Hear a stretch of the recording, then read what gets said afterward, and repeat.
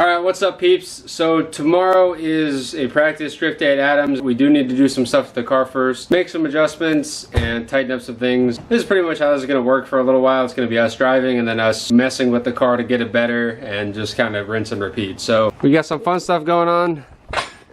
The first thing, we're trying to shed some weight. Because we're only at like 180, 190 horsepower, something like that. It's a bone stock 2.5 M50. What is that? Oh, is that an SD card? Yeah. Was that under the seat? Yeah, 64 gig. Dude. Hey, that's where they go. Oh no, it's not a micro, huh?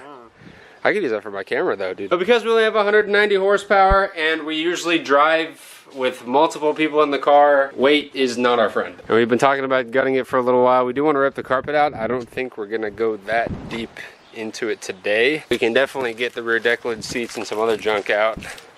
I kind of wanted to strip the trunk and the trim and all that stuff too. Just grab it from the top and then just yeet it. I also dug out my Style 189s, I think they are. We're gonna try and put some of these on the fronts. Yeah, is it coming out?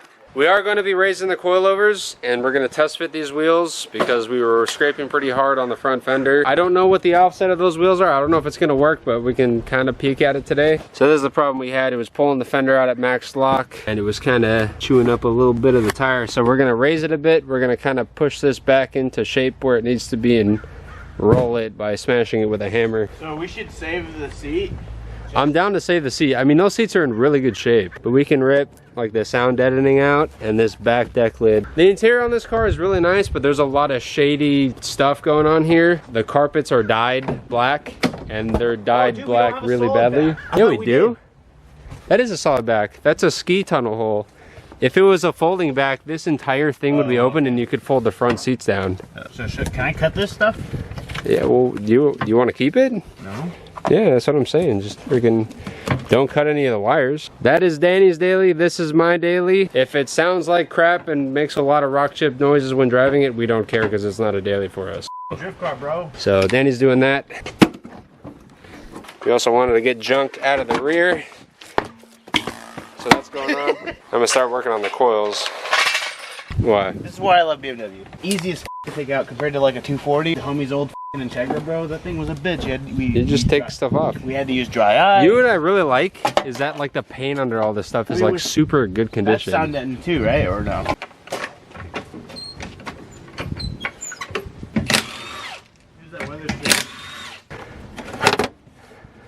So that was definitely scraping. Probably ripped this fender liner out. We gotta send that back into shape. That looks really weird, dude. That's kind of cool. It's like a phone. Yeah, dude, the speakers are submerged. Watch, it's gonna echo so bad with the speakers now.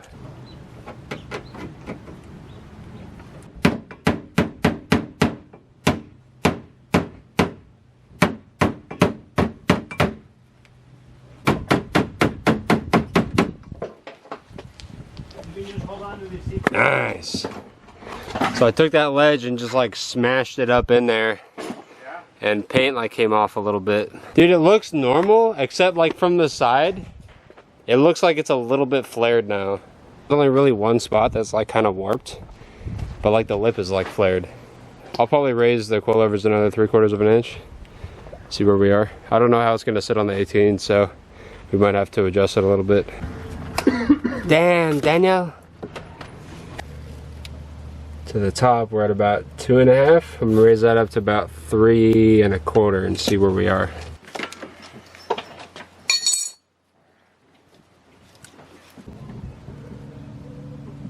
That's about 3.25 right there, so that should be good.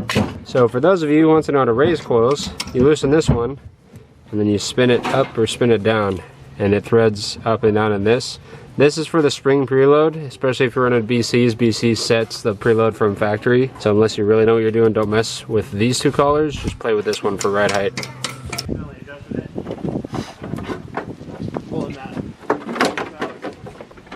Do you want this vent that goes to the bumper? Which vent? Those two little things. Those plastic things. Those? Yeah. It'll probably mitigate some wind noise, so surprise me. I'll just leave it then. All right. Makes more work for me if I have to take it out. Yeah, true. I can just leave those there. I'm not like super worried about it. Another good thing to do would just kind of be like zip tie some of the wiring up so it's not like hanging down. You know what I mean? So like kind of more secured. Oh, here you go, my good friend Daniel. Thank you.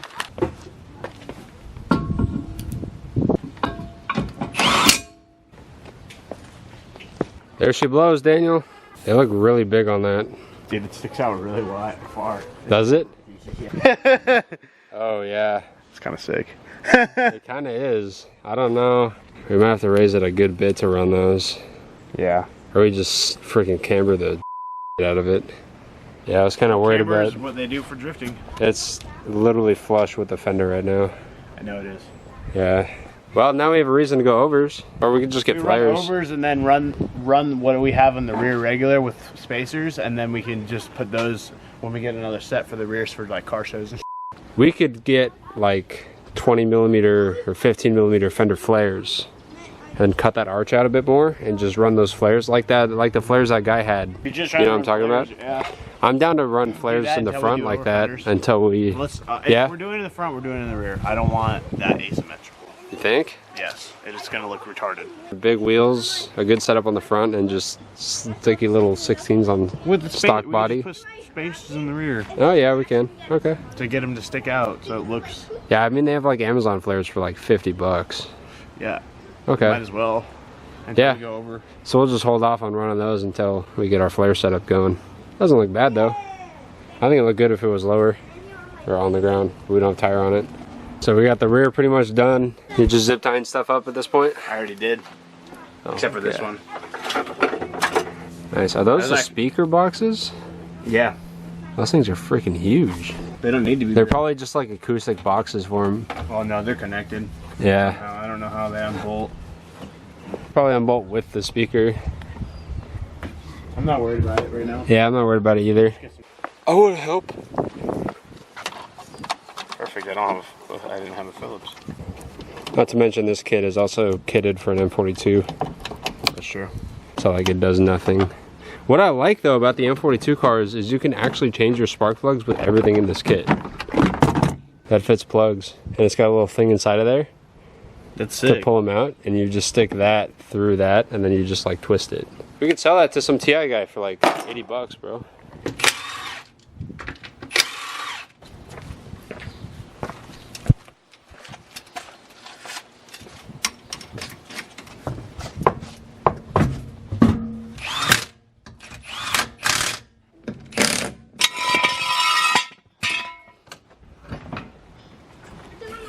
Ooh. Hurt. Did it? It was straight my back. Oh, sorry. Yeah, it's got some gap now. It doesn't look bad. It looks a lot better than it did. Is that for the speaker? Oh, window switch? Yeah. Disrespect my custom door card, bro. Yeah, see, look, you squished my back. Oh, Daniel, I'm sorry. Is it bleeding? No. We're good.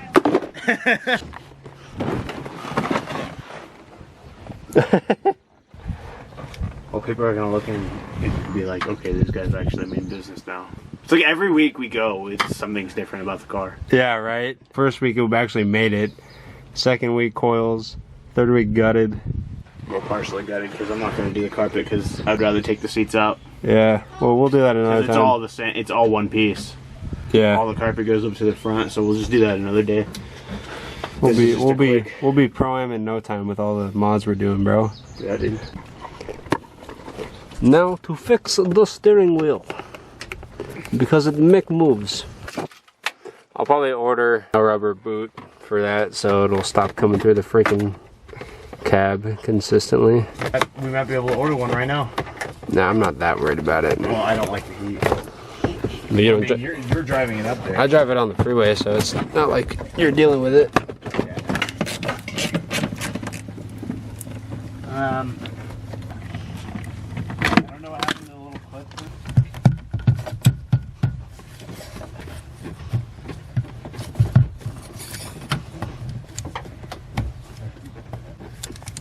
There's like a plastic bushing right there and it like came apart.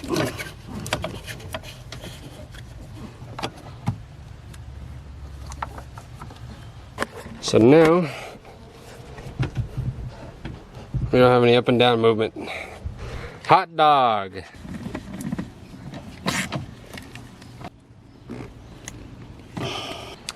That's a good amount of junk. That's a lot of junk actually.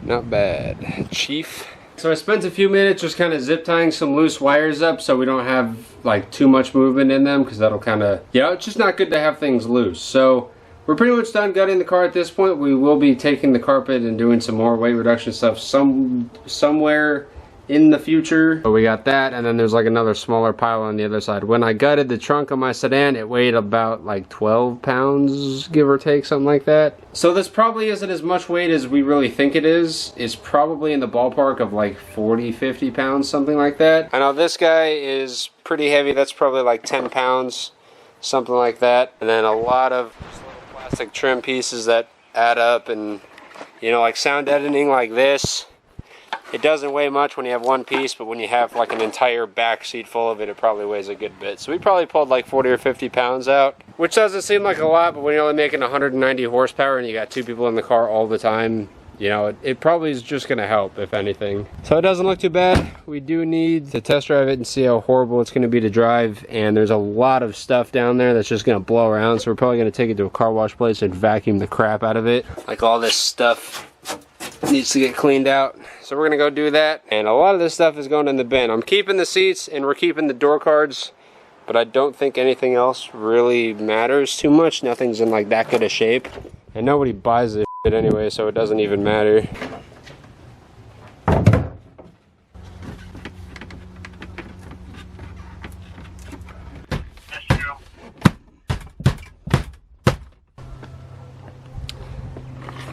So sticker bomb the airbag cover for extra memes.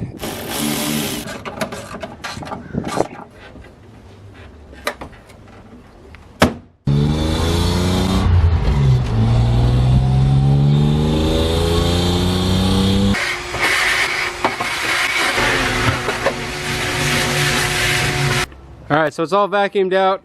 Now hopefully dust, dirt, and other junk that's been piling under that thing for 20 years won't come flying and hit me in the face when we're going 80 on the highway. The only thing about it being gutted that I've noticed so far is you hear the suspension. You hear the rear suspension, the springs, all that stuff doing what it does. And you can hear stuff hitting the chassis, like the wheel well and the underside a little bit more. I'm really glad that we got this car and we're doing this kind of stuff to it, because I would not want to drive my daily driver M3 like that. And that's what this car is for. It's for doing all the bunk stuff that I don't really want to do to those other two nice cars. I want to put a cage in the sedan just because it'd be fun and cool, and you know, it'd handle in the canyons a little bit better. But I'm probably going to keep a full interior with that, because I don't know if I could drive that every day. But luckily I don't have to, because this car is not a daily driven car. You can hear the exhaust a lot more, and you can hear the induction noise of the engine a lot more. We'll see how it does this Saturday. Hopefully it does better, and hopefully we do a lot better than we have been for our third event. So thank you guys so much for watching. Keep it fresh, and I'll see you guys later.